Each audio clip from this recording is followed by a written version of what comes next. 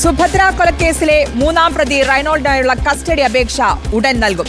സുഭദ്രയെ മയക്കാനാവശ്യമായ ഉറക്കഗുളികകൾ എത്തിച്ചു നൽകിയത് റൈനോൾഡ് ആയിരുന്നു. പ്രതികളായ ഷർമിള മാത്യൂസ് ദമ്പതികളുടെ തെളിവെടുപ്പ് പൂർത്തിയായ സാഹചര്യത്തിലാണ് പോലീസിന്റെ ഈ അടുത്ത നീക്കം.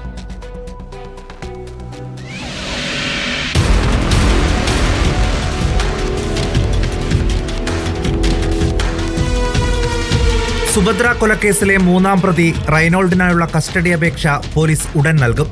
കേസിലെ 1ഉം 2ഉം പ്രതികളായ മാത്യൂസ് സുഭദ്ര ദമ്പതികളുടെ തെളിവെടുപ്പ് പൂർത്തിയായ സാഹചര്യത്തിലാണ് പോലീസിന്റെ ഈ അടുത്ത നീക്കം. ഇക്കഴിഞ്ഞ ഓഗസ്റ്റ് 7-നാണ് മാത്യൂസും ഷർമിളയും ചേർന്ന് സുഭദ്രയെ മയക്കിക്കിടത്തിയ ശേഷം കൊലപ്പെടുത്തി വീടിനോട് ചേർന്ന് കുഴിച്ചു മൂടുന്നത്. സുഭദ്രയെ മയക്കാനാവശ്യമായ മരുന്നെത്തിച്ച് നൽകുകയാണ് റൈനോൾഡ് ചെയ്തത്. കൃത്യത്തിൽ റൈനോൾഡിന് നേരിട്ട് പങ്കില്ല. റൈനോൾഡിന്റെ മകന് നൽകാനായി ഡോക്ടർ കുറിച്ച് നൽകിയ ഉറക്ക ഗുളികകളാണ് റൈനോൾഡ് പ്രതികൾക്ക് നൽകിയത്.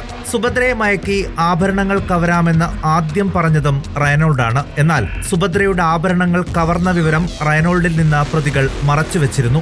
മാത്രമല്ല, പ്രതികൾക്കാവശ്യമായ മദ്യം ഉൾപ്പെടെയുള്ള കാര്യങ്ങൾ എത്തിച്ചു നൽകിയതും റൈനോൾഡായിരുന്നു. റൈനോൾഡ് ഉറക്ക ഗുളികകൾ വാങ്ങിയ മരുന്ന് ഷാപ്പിൽ എത്തിച്ചായിരിക്കും തെളിവെടുപ്പ് നടത്തുക.